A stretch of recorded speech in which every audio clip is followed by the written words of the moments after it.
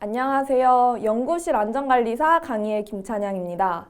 네, 올해부터 연구실 안전관리사 첫 시험이 시작이 되죠. 첫 시작인데 불구하고 여러분들 와주셔서 너무 반갑고요.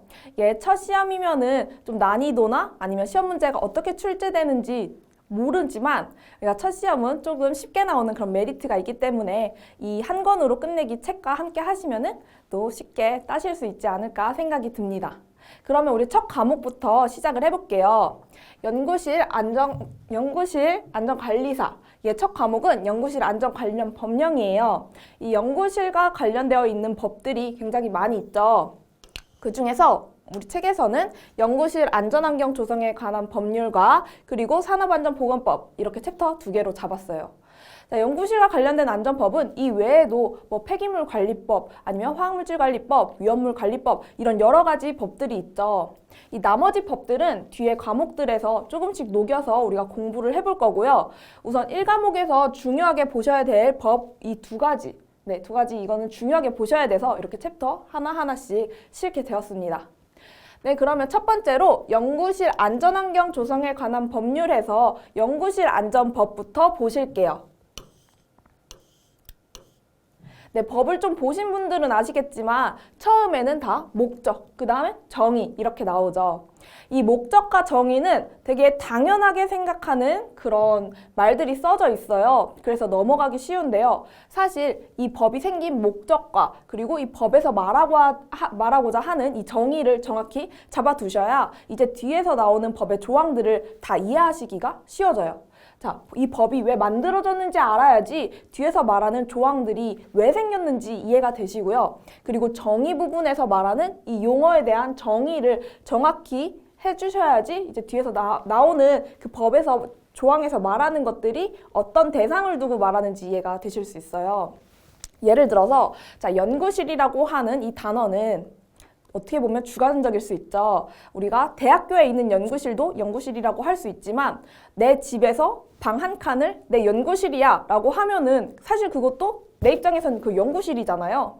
그렇게 말했을 때 법에서 헷갈리면 안 되니까 법에서는 정의를 통해서 객관적으로 누구나 다 똑같이 생각할 수 있도록 규정을 지어주는 거죠. 이 용어에서 말하는 것은 여기부터 여기까지만 말하는 거다라고 규정을 지어주기 때문에 우리가 정의를 정확히 잡아두고 가셔야 뒤에서 이제 조항에서 계속 등장하는 그 용어들이 무엇을 의미하는지 정확히 아실 수가 있어요. 그러면 첫 번째, 우리 연구실 안전환경 조성에 관한 법률이 왜 생겼는지 보실게요. 이 법은 대학이나 연구기관 등에 설치되어 있는 그 과학기술 분야 연구실에 이 연구실의 안전을 확보를 하고 그리고 연구실 사고가 발생했을 때 그 피해를 적절하게 보상을 해서 연구활동 종사자의 건강과 생명을 보호하고 안전한 연구 환경을 조성을 하고 연구활동 활성화에 기여한다. 자, 이 목적을 가지고 법이 생겼어요. 그럼 이제 뒤에 나오는 법 조항들 내용을 보면은 연구활동 종사자의 건강과 생명을 보호하는 내용 그리고 연구실 사고가 발생했을 때 피해를 적절하게 보상하는 내용 그리고 안전한 연구 환경을 조성하는 내용들이 이제 등장을 할 거예요. 자, 그 다음에 정의 부분을 보실게요. 자, 이 법에서 사용하는 정의는 다음과 같다. 자, 이 정의를 제대로 잡아두셔야 뒤에서 나오는 이제 조항들에서 이제 헷갈리시는 게 없는 거죠.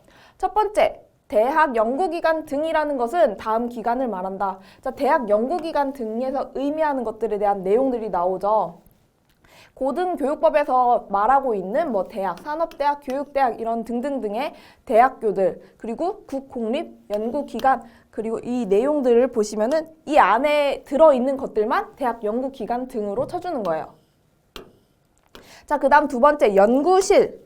연구실이라는 것은 무엇을 의미하느냐? 위에서 우리가 대학 연구기관 등이 어디인지 확인을 했죠. 이 대학 연구기관 등에서 연구활동을 위하여 시설 장비, 연구재료 등을 갖추어 설치한 실험실, 실습실, 그리고 실험준비실 이것들을 연구실이라고 합니다.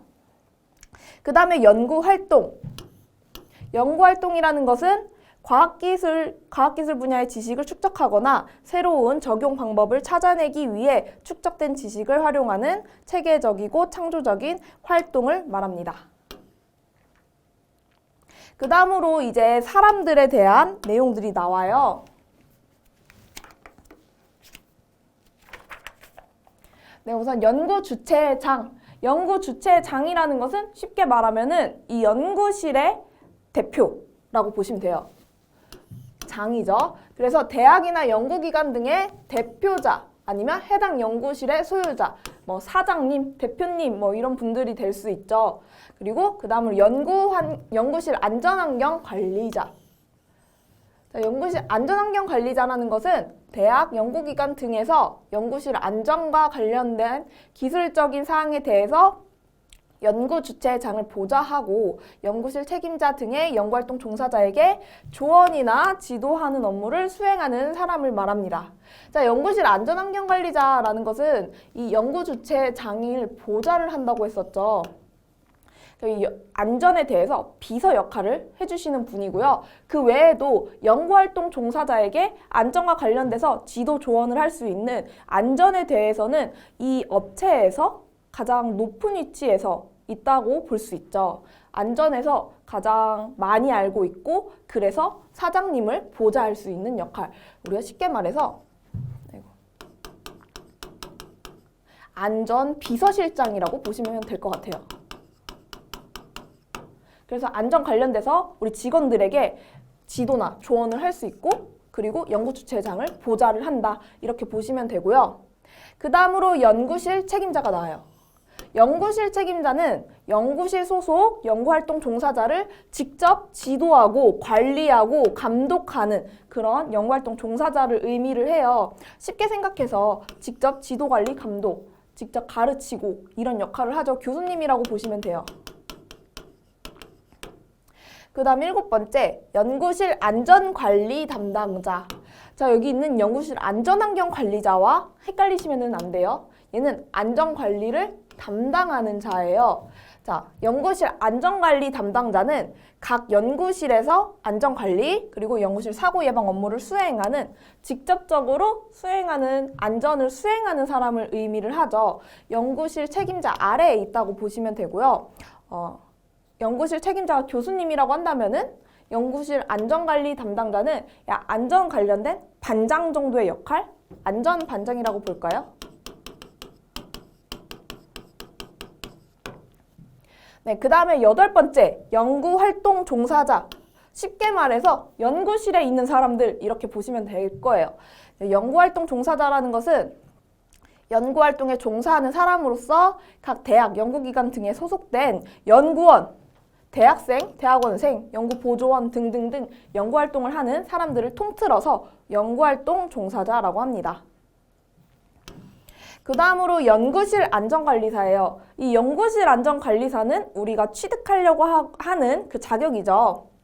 연구실 안전관리사는 연구실 안전관리사 자격시험, 이 시험에 합격을 하셔서 자격증을 발급받은 사람을 말합니다. 자, 여기까지 사람에 대한 내용들이에요. 보시면은 9번은 이제 시험에 합격하면은 되는 사람을 의미를 하고요. 사실상 4번부터 8번까지 여기가 우리 연구실에서 근무하고 있는 사람들에 대한 내용들이 나오죠. 각 사람들이 어떤 역할을 하는지에 대해서 여러분들이 비교를 하실 수 있어야 되고 그리고 이 정의를 알고 계셔야 돼요. 다시 복습을 하면은 연구 주최장은 대표님, 사장님, 총장님 뭐 이런 연구실을 가지고 계신 분. 그 다음에 연구실 안전환경관리자. 연구실 안전환경 관리자예요. 안전환경 관리자는 이 안전에 대한 비서실장이라고 했죠. 이 연구 주최장을 보좌를 하면서 그리고 연구실 책임자나 아니면 연구활동 종사자에게 안전에 대한 지도나 조언을 할 수 있는 역할. 그 다음에 연구실 책임자는 교수님, 연구활동 종사자를 직접적으로 가르치고 지도, 관리, 감독하시는 분을 의미를 하고요. 연구실 안전관리 담당자, 이 안전을 담당하는 사람은 안전 반장의 역할이라고 했었죠. 안전과 관련된 업무를 직접적으로 수행하는 사람. 그 다음에 연구활동 종사자는 그냥 일반 학생, 연구원 이런 분들이라고 보시면 되겠습니다. 그 다음에 10번으로 가서서요. 네, 10번에 안전점검, 11번에 정밀안전진단 이렇게 나와요. 자, 안전점검과 정밀안전진단도 구분하실 수 있어야 되는데요. 안전점검은 이제 실험실 안에서 근무하시는 분들이 점검하는 거, 이거를 안전점검이라 보시면 될 거고요. 그리고 안전진단이라고 하는 거는 이 진단이란 단어는 우리 병원에서 좀 들어보셨죠? 정밀안전진단은 정밀하게 안전과 관련돼서 어떤 사고가 발생할 수 있는 어떤 그런 유해 물질이라던가 아니면은 위험한 부분들, 요소들 그런 것들을 찾아내서 이것이 왜 어떤 사고를 발생을 시킬 것인지 예상을 하고 이거를 보완하기 위해서는 어떻게 해야 되는지 더 세밀하게 진단하는 것을 정밀안전진단이라고 합니다. 자, 안전점검은 연구실 안전관리에 관한 경험과 기술을 갖춘 자가 유관이나 점검기구를 활용을 해서 이 연구실에 내재된 유해인자를 조사하는 행위고요. 정밀안전진단은 이 연구실 사고를 예방하기 위해서 잠재적 위험성을 발견을 하고 개선 대책을 수립하는 그런 과정들을 정밀안전진단이라고 합니다. 그 다음으로 이제 연구실 사고와 중대 연구실 사고에 대한 정의예요. 자, 연구실 사고, 연구실에서 발생하면 무조건 연구실 사고냐? 자, 이것도 또 주관적으로 판단할 수도 있죠. 그래서 법에서 정해줬어요. 연구실 사고라고 말하는 거는 연구실에서 연구활동과 관련이 되어 있어야 돼요. 연구활동과 관련해서 연구활동 종사자가 부상이나 질병이나 신체 장애, 사망 등의 어떤 손해를 입거나 아니면 사람이 손해 입는 거 말고 연구실의 시설, 장비 등이 훼손되는 것도 연구실 사고로 볼 수 있습니다. 자, 이 연구실 사고 중에서도 중대 연구실 사고가 있어요. 자, 이거는 별표를 쳐두시고 정말 외워주셔야 돼요. 자, 중대 연구실 사고라는 것은 연구실 사고 중에서도 손해나 훼손의 정도가 심한 사고죠. 사고로서 사망사고나 아니면 과학기술정보통신부령으로 정하는 사고를 말합니다. 해서 밑에 신규칙 제2조가 나오는데요. 자, 이 부분을 정말 암기를 해주셔야 돼요. 자, 연구실에서 발생하는 사고 중에 손해나 훼손의 정도가 심한 사고래요. 자, 손해나 훼손 정도가 심하다라고 평가하는 것도 주관적이죠. 그래서 또 법에서 정해줬어요. 이러한 사항들에 대해서는 중대 연구실 사고로 취급하겠다라고 정해줬어요. 그래서 이제 시험 문제에 나오면은 다음 중 중대 연구실 사고로 볼 수 없는 것은 해서 여러 가지 상황들이 등장을 하겠죠. 그 문제를 풀기 위해서는 우리가 이 부분을 암기를 해주셔야 돼요. 자, 보시면은 자, 언제 중대 연구실 사고로 보냐면요. 사망자라던가 아니면 과학기술정보통신부 장관이 정해서 고시하는 그런 휴유 장애들이 있어요. 그 휴유 장애에서 1급부터 9급까지 해당하는 부상자가 한 명 이상이라도 발생한 사고를 중대 연구실 사고라고 합니다. 자, 사망자나 아니면 고시하는 휴유 장애 1급부터 9급까지 해당하는 부상자가 한 명 이상인 사고, 그게 중대 연구실 사고예요. 또는 3개월 이상 요양이 필요한 부상자가 동시에 2명 이상 발생한 사고도 중대 연구실 사고예요. 자, 3개월 이상의 요양이 필요한 부상자가 한 명 발생하면은 그냥 연구실 사고가 되는 거죠. 근데 동시에 2명 이상 발생하면은 중대 연구실 사고로 볼 수 있다. 자, 세 번째 경우 보실게요. 3일 이상의 입원이 필요한 부상을 입거나 질병에 걸린 사람이 동시에 5명 이상 발생한 사고를 중대 연구실 사고라고 합니다. 자, 3일 이상의 입원이라던가 질병은 동시에 5명이죠. 네, 그 외에도 이제 중대한 결함으로 인한 사고들도 중대 연구실 사고라고 봅니다. 자, 이 부분은 암기를 해주시고요. 이 과목에서도 또 등장해요. 그러니까 지금 외워두시면은 이제 뒤에서 또 외우실 필요 없죠. 그러니까 별표 정말 많이 쳐두시고 반드시 외워주시고요. 그 다음 14번 유해인자. 자, 이 유해인자라는 단어 정말 많이 등장할 거예요. 자, 유해인자가 무엇이냐면 화학적, 물리적, 생물학적 위험 요인 등의 연구실 사고를 발생시키거나 연구활동 종사자의 건강을 저해할 수 있는 인자를 말해요. 유해인자라는 것은 화학물질, 독극물 이런 것만 의미하는 것이 아니라 UV 광선이라던가 아니면은 생물학적 그런 생물들 이런 것도 유해인자 될 수도 있고요. 아니면 소음 이런 것도 유해인자가 될 수 있어요. 그래서 그런 것들이 연구실 사고 발생시키거나 아니면 사람의 건강을 저해할 가능성이 있는 그런 인자들을 다 유해인자라고 부릅니다. 네, 그 다음으로 이제 적용 범위예요. 이 법을 어디까지 적용할 거냐라는 것을 법에서 정해주고 있는데요. 자, 이 법은 대학 연구기관 등이 연구활동을 수행하기 위해 설치한 연구실에 관해서 적용을 하죠. 하지만 아래에 정하는 연구실에 관해서는 이 법의 전부라던가 일부를 적용하지 않을 수 있어요. 자, 이렇게 예외가 나오는 부분은 시험 문제에 등장하기 딱 좋아요. 그래서 우리가 좀 자세히 봐줘야 되겠죠. 자, 우리가 적용 범위 보시면은 법의 전부 또는 일부를 적용하지 않는 연구실과 적용하지 않는 법, 벌표 1, 이 부분을 보실 건데요. 자, 동그라미 1번. 대학 연구기관 등이 설치한 연구실의 연구활동 종사자를 합한 인원이 10명 미만이면은 이 법의 전부를 적용하지 않는데요. 그러니까 우리가 연구실이라고 정의한 부분이 있었죠? 자, 연구실의 정의를 다시 보시면은 대학 연구기관 등이 연구활동을 위해서 시설, 장비, 연구 재료 등을 갖추어 두고 설치한 실험실, 실습실, 실험 준비실이 있는데 연구활동 종사자가 10명 미만이에요. 그러면 이제 이 법을 적용하지 않는 거죠.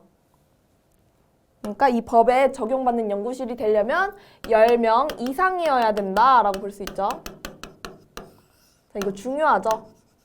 우리 연구실이 이 연구실 기준에 다 맞아요. 근데 연구활동 종사자가 9명이에요. 그러면 이 법을 전체를 적용하지 않죠. 그래서 10명 이상인 법에 10명 이상인 연구실에 적용한다. 이렇게 보시면 되고요. 이제 그 아래 내용을 보시면은 자, 산업안전보건법을 적용받는 연구실의 경우에는 자, 우리 연구실 안전법에 해당하는 연구실이기도 하지만 산업안전법에도 해당하는 연구실이라면은 자, 그 산업안전보건법에 의해서 연구실이 아니라 그냥 안전관리자를 지정을 해서 운영을 하죠. 그럴 경우에는 연구실 안전환경관리자를 지정하지 않아도 된다는 거예요. 이거는 왜 예외를 해주냐면 거의 비슷하기 때문에 이를 중복으로 하지 않게끔 좀 배려를 해주는 거죠.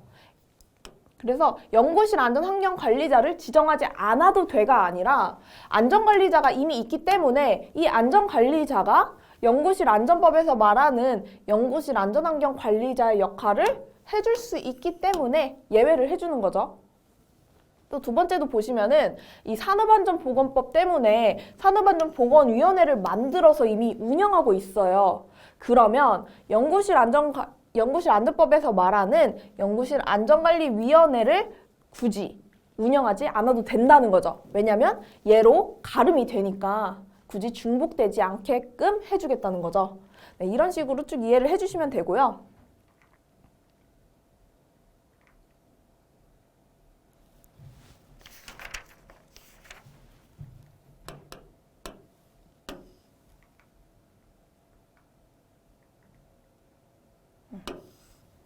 네, 그 다음으로 4번 국가의 책무를 보실게요. 자, 국가가 하는 일 하나도 안 궁금하실 수도 있어요. 하지만 이 법에 정해놓은 이유가 이제 법에 국가의 책무를 넣어줌으로써 국가가 우리 연구활동 종사자와 그리고 우리 연구실의 안전을 위해서 해야 될 역할을 규정을 딱 해주는 거죠. 우리 결국에는 연구활동 종사자를 보호해주기 위한 그런 역할의 조항들이에요. 보시면은 국가는 연구실의 안전한 환경을 확보하기 위한 연구활동을 지원하는 등의 필요한 그런 시책이나 수립, 시행을 해야 됩니다. 그리고 국가는 연구실 안전관리 기술 고도화와 그리고 연구실 사고 예방을 위한 연구 개발을 추진을 해야 되고요. 유형별로 안전관리 표준화 모델을 그리고 안전교육 교재를 개발 보급을 하는 등의 연구실 안전환경 조성을 위한 그런 지원 시책을 적극적으로 강구해야 되는 게 국가의 임무죠. 세 번째, 국가는 연구활동 종사자의 안전한 연구활동을 보장하기 위해서 연구안전에 관한 지식, 정보 제공 등의 이런 연구실 안전문화 확산을 위해서 노력을 해야 됩니다. 그리고 네 번째, 국가는 대학 연구기관 등의 연구실, 안전환경 및 안전관리 현황 등에 대한 실태를 대통령령으로 정하는 실시 주기, 방법 절차에 따라 조사를 하고 그 결과를 공표한다. 약간 통계치를 공표를 해주는 거죠. 네, 그 다음에 교육부 장관은 대학 내 연구실 안전 확보를 위해서 대학별 정보 공시에 연구실 안전관리 내용을 포함을 해야 된다. 그래서 이 내용 한번 보시고요. 자, 이제 그 다음으로는 연구 주최장에 대한 책무에 대해 나와요. 우리 사장님들, 대표님들이 해야 될 임무를 아예 연구실 안전법에 규정을 해서 우리 연구활동 종사자의 안전을, 그리고 우리가 근무하고 있는 이 연구실의 안전을 보장을 해주는 거죠. 연구 주최장은 연구실 안전에 관해서 유지 관리, 그리고 연구실 사고 예방을 철저히 함으로써 연구실 안전 환경을 확보할 책임을 진다라고 법에 아예 명시해 둔 거죠. 그 다음에 연구실 사고 예방 시책에 적극 협조하여야 한다라고 나와 있습니다. 자, 그럼 우린 연구활동 종사자로서 우리 연구실이 너무 위험해요. 안전환경을 확보해야 돼요. 그러면 사장님께 우리 연구실 더 안전할 수 있게끔 좀 지원 좀 해주세요. 라고 말할 수 있겠죠. 왜냐면 법에 연구주최장은 연구실의 안전환경을 확보할 책임을 진다라고 법에 근거가 있잖아요. 우리는 이 근거를 토대로 우리 연구실을 더 안전하게끔 만들 수 있도록 요구를 할 수 있는 거예요. 자, 그 다음 두 번째, 연구주최장은 연구활동 종사자가 연구활동 수행 중에 발생한 상해, 사망 이런 걸로 인한 피해를 구제하기 위해서 노력을 해야 되고요. 자, 이거의 연장선으로 이제 연구활동 종사자가 사고 예방을 위해서 노력을 하지만 불가피하게 어떤 사고가 발생할 수도 있겠죠. 그랬을 때 보상을 적절히 받게끔 보험을 들어주게끔 이제 뒤에 조항이 나와요. 자, 세 번째, 연구주최장은 과학기술정보통신부 장관이 정해서 고시하는 연구실 설치 운영 기준에 따라서 연구실을 설치 운영하여야 한다. 자, 이 고시에 따라서 연구실에 안전 관련된 기준들이 있어요. 그 기준을 준수하게끔 하도록 책무로 아예 적어 두신 거죠. 그다음 네 번째, 연구실 책임자는 연구실 내에서 이루어지는 교육, 연구활동의 안전에 관한 책임을 지며 연구실 사고 예방에 적극 참여해야 된다. 자, 연구실 책임자는 우리 교수님이라고 했었죠.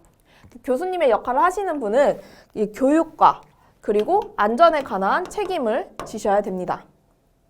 자, 그 다음으로 연구활동 종사자. 자, 연구원 분들께서는 이 법에서 정하는 연구실 안전관리 및 사고 예방을 위한 각종 기준과 규범을 준수를 하실 그런 책임을 갖고 있는 거죠. 네, 그 다음으로 연구실 안전환경 기반 조성 보실게요.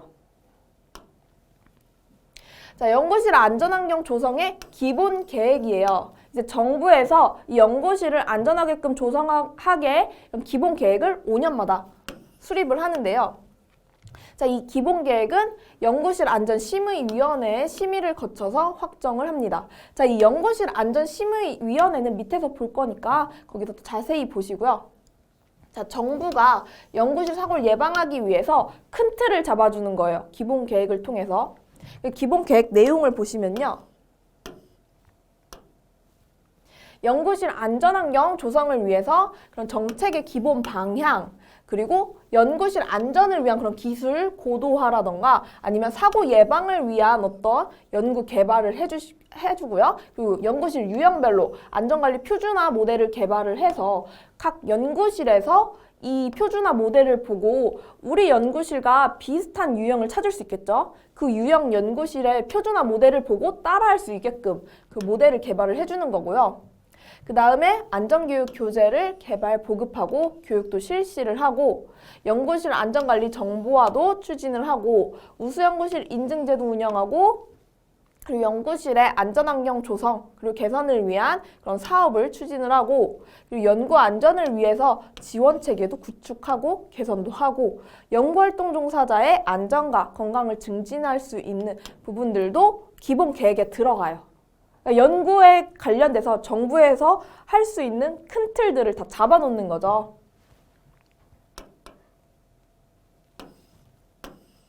네, 그러면 이제 연구실 안전심의위원회를 보실게요.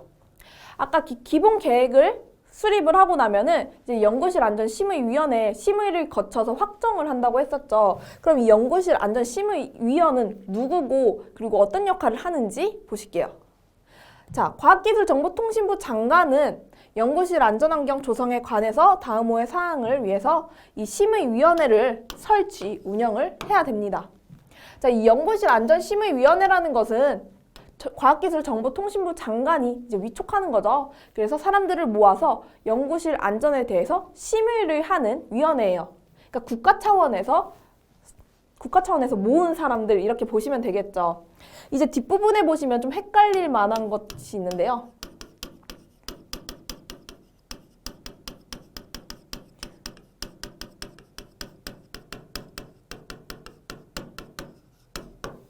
네, 연구실 안전관리위원회와 구분을 해주셔야 돼요. 자, 여기는 심의고 여기는 관리 이렇게 두 글자만 차이가 나죠. 자, 쉽게 생각하면은 연구실 안전심의위원회는 정부에서 모은 사람들이에요. 심의하는 사람들이고 연구실 안전관리위원회는 뒤에서 등장할 거지만 이거는 업체 단위로 사업장 단위로 만든 사업장 내부 직원들을 모아서 만든 그런 안전관리위원회라고 보시면 돼요. 자, 어쨌든 이 연구실 안전심의위원회에서 하는 역할은 이 기본계획, 위에서 말했던 그 기본계획을 수립 시행에 관한 사항들을 심의를 하죠. 그 다음 연구실 안전환경 조성에 관해서 주요 정책의 총괄, 조성에 관한 사항도 그리고 연구실 사고 예방에 대응에 관한 사항들도 심의를 합니다. 그리고 연구실 안전점검이나 정밀안전진단 지침에 관한 사항도 심의를 해요. 연구실 안전점검이나 정밀안전진단에 대해서도 각 연구실에서 임의로 우리는 이걸 점검할 거야 하고서는 그냥 좀 주관적으로 하는 것이 아니라 정부에서 지침을 만들어서 이런 것들은 점검을 해야 된다라고 정해주고 있거든요. 그 지침에 관한 사항들도 이 심의위원회에서 이 지침이 올바른지 아니면 좀 고칠 부분이 있는지 이런 것들을 심의를 해요. 자, 그 외에도 이제 위원장이 회의에 붙이는 사항들도 심의를 합니다. 이 심의위원회 그런 구성 인원을 보실게요. 심의위원회는 위원장 1명이 있고요. 그리고 위원장을 포함해서 15명 이내의 위원들로 구성이 되어 있어요. 자, 이 위원장은 누구냐면 과학기술정보통신부 차관님이에요. 차관.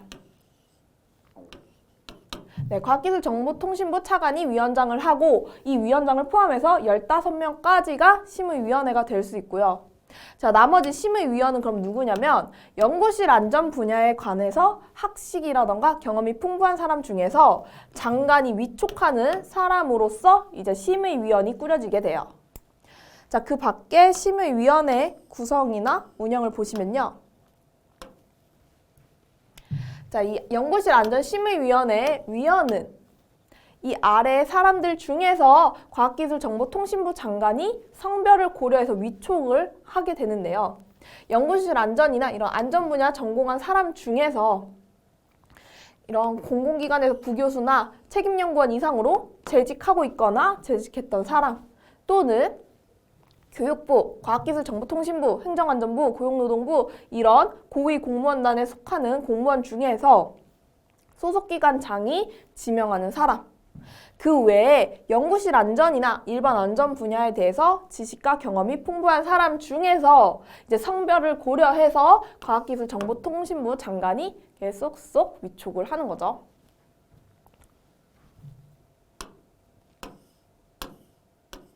자, 그리고 이 심의위원회는 언제 열려지냐면 정기회의와 임시회의 이렇게 두 가지로 나눌 수가 있어요. 자, 정기회의는 연 2회 하고요. 임시회의는 임시회의이기 때문에 위원장이 필요하다고 할 때 또는 제적위원회 3분의 1 이상이 요구를 할 때 임시회의가 열리게 됩니다. 자, 그 외 사항 한번 읽어보시고요. 그 다음에 연구실 안전관리의 정보화예요. 우리가 아까 기본계획에서 보시면은 연구실 안전관리의 정보화 내용이 있는데 네, 이 연구실 안전관리의 정보화는 이 정보와 인터넷으로 이 연구실 안전과 관련된 정보들을 공유함으로써 이제 이 연구실 사람들도 이 사이트를 통해서 연구실 관련된 자료를 확보할 수 있고, 그리고 연구실 사고가 어떤 것들이 발생하는지, 그리고 어떻게 처리를 하는지, 예방하기 위해서는 어떻게 해야 되는지, 이런 연구실 안전과 관련된 자료들을 쉽게 볼 수 있도록 국가 차원에서 정보화시키는 거죠.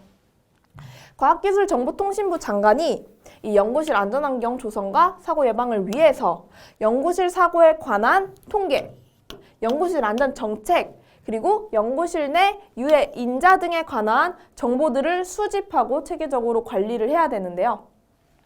이런 체계적 관리를 위해서 연구실 안전정보 시스템을 구축, 운영해야 됩니다. 그래서 이 연구실 안전정보 시스템은 우리가 어떻게 보실 수 있냐면 국가 연구안전정보 시스템이라고 있어요. labs.go.kr 여기로 들어가시면은 국가 연구안전정보 시스템이 나오게 되는데요. 그 시스템에 보시면은 이 정보들을 보실 수가 있어요. 대학이나 연구기관 등의 현황, 그리고 분야별 연구실 사고 발생 현황, 연구실 사고 원인, 피해 현황 등 연구실 사고에 관한 통계, 이런 통계를 통해서 우리 연구실은 어떤 분야의 연구실인지 한번 확인을 하시고 우리 연구실과 굉장히 비슷하게 생긴 연구실에서 이런 사고가 발생했네 라고 확인을 하셔서 이제 더 예방하는 데 힘쓸 수 있겠죠. 그 다음에 기본 계획이나 연구실 안전 정책에 관한 사항들도 확인하실 수 있고요. 그래서 연구실 안전에 대한 이 정책을 보시고 우리 연구실에 바로 대입을 해주실 수 있겠죠. 그 다음 연구실 내 유해 인자에 관한 정보, 그리고 안전점검 지침, 정밀안전진단 지침, 그리고 이런 안전점검과 정밀안전진단은 대행에 맡길 수 있거든요. 이 대행기관의 등록 현황도 볼 수 있고요.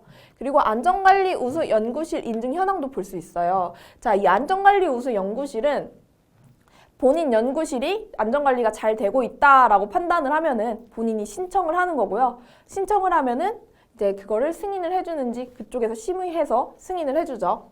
그런 인증 현황도 볼 수 있고, 그리고 권역별 연구안전지원센터의 지정 현황 등등 이런 내용들을 보실 수가 있습니다. 네, 이 연구실 안전정보 시스템은 어디서 운영하냐면 권역별 연구안전지원센터가 운영을 해요. 그리고 이 연구실 안전정보 시스템은 안전정보 통합관리 시스템과 연계해서 운영을 하고요. 그리고 이 정보 시스템을 통해서 대학이나 연구기관 등의 이 연구실 안전 정보를 매년 1회 이상 공표할 수 있어요. 자, 이 연구실의 안전 정보를 공표하기 위해서는 이 연구실에서 이 안전 정보를 또 제출을 해야지 그 자료들을 통합을 해서 공표를 하는 거죠.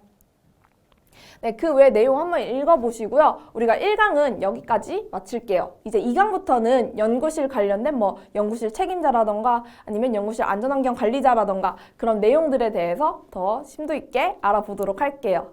네, 너무 고생 많으셨고요. 바로 2강에서 만나 뵙겠습니다. 감사합니다.